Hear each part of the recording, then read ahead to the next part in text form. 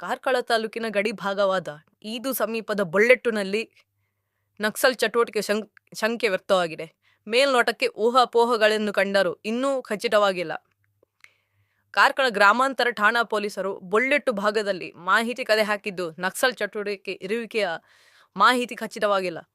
ಆದರೆ ಕಾರ್ಕಳ ಎಎನ್ಎಫ್ ಪಡೆ ಈಗಾಗಲೇ ಕಾರ್ಯಾಚರಣೆಗೆ ಇಳಿದಿದ್ದು ಕಾರ್ಕಳ ಹೆಬ್ರಿ ತಾಲೂಕಿನ ಭಾಗಗಳಲ್ಲಿ ಕೂಂಬಿಂಗ್ ಕಾರ್ಯಾಚರಣೆ ಬಿರುಸುಗೊಳಿಸಿದೆ.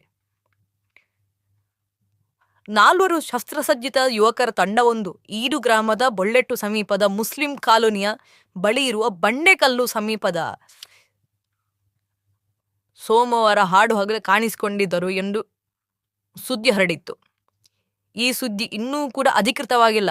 ಆದರೆ ಸ್ಥಳೀಯರು ಕಾಡಿಗೆ ಶಿಕಾರಿಗಾಗಿ ಸಾಗಿದ್ದಾರೆ ಎಂದು ವಿಚಾರಿಸಿದಾಗಲೂ ಮಾಹಿತಿ ಲಭಿಸಿಲ್ಲ. ನಕ್ಸಲ್ ಚಟುವಟಿಕೆ ಹೆಬ್ರಿ ತಾಲೂಕಿನ ಕಬ್ಬಿನಾಲೆಯ ಮತ್ತಾವಿನಲ್ಲಿ ಬಾಂಬ್ ಬ್ಲಾಸ್ಟ್ ಆದ ಬಳಿಕ ಇರುವಿಕೆಯು ಬೆಳಕಿಗೆ ಬಂದಿತ್ತು. ಆದರೆ ಬಳಿಕ ರಾಜ್ಯದ ಮೊದಲ ಎನ್ಕೌಂಟರ್ ನಡೆದ ಸ್ಥಳವು ಕಾರ್ಕಳ ತಾಲೂಕಿನ ಈಲು ಗ್ರಾಮದಲ್ಲಿ ವರದಿಯಾಗಿತ್ತು. ಈ ಬಾರಿಯೂ ಈದು ಗ್ರಾಮದ ಬೊಳ್ಳೆಟ್ಟಿನಲ್ಲಿ ನಕ್ಸಲರು ಕಾಣಸಿಕ್ಕಿದ್ದಾರೆ ಎಂಬ ಮಾಹಿತಿಯು ಹರಿದಾಡುತ್ತಿದೆ. ನಕ್ಸಲ್ ಚಟುವಟಿಕೆ ಹೆಚ್ಚಾದ ಕಾರಣ 2003ರ ನವೆಂಬರ್ 17ರಂದು ಎನ್ಕೌಂಟರ್ ನಡೆಸಿದ ಪರಿಣಾಮ ಹಾಗಿಮಾ ಹಾಗೂ ಪಾರ್ವತಿ ಬಲಿಯಾಗಿದ್ದರು. ಯಶೋಧ ಗಾಯಗೊಂಡಿದ್ದರು. ದೇವೇಂದ್ರ ಯಾನೆ ವಿಷ್ಣು ಸಹಿತ ಇನ್ನುಳಿದವರು ಪರಾರಿಯಾಗಿದ್ದರು.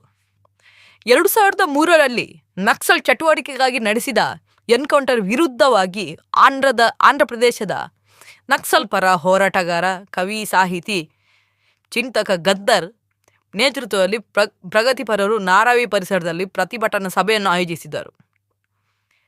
21 ವರ್ಷಗಳ ಹಿಂದೆ ನಡೆದ ನಕ್ಸಲ್ ಎನ್ಕೌಂಟರ್ ನೆನಪು ಇನ್ನೂ ಮಾಸಿಲ್ಲ. ಅದಕ್ಕೂ ಮೊದಲೇ ಮತ್ತೆ ಚಟುವಟಿಕೆಯು ಸದ್ದು ಮಾಡಿದೆ. ಅದರ ನಡುವೆ ಈದು ಗ್ರಾಮದ ಬೊಳ್ಳೆಟ್ಟು ಭಾಗವು ಇನ್ನೂ ಅಭಿವೃದ್ಧಿ ಕಂಡಿಲ್ಲ. ಕೇರಳ ಭಾಗದಲ್ಲಿ ನಕ್ಸಲ್ ಎನ್ಕೌಂಟರ್ಗಳು ನಡೆಯುತ್ತಿದ್ದು ಅದರಿಂದ ನಕ್ಸಲರು ಮತ್ತೆ ಪಶ್ಚಿಮ ಘಟ್ಟದತ್ತ ಮುಖ ಮಾಡಿದ್ದಾರೆ ಎಂದು ಮೇಲ್ನೋಟಕ್ಕೆ ಕಂಡುಬರುತ್ತಿದೆ. ಆದರೆ ಇದು ಇನ್ನೂ ಖಚಿತವಾಗಿಲ್ಲ.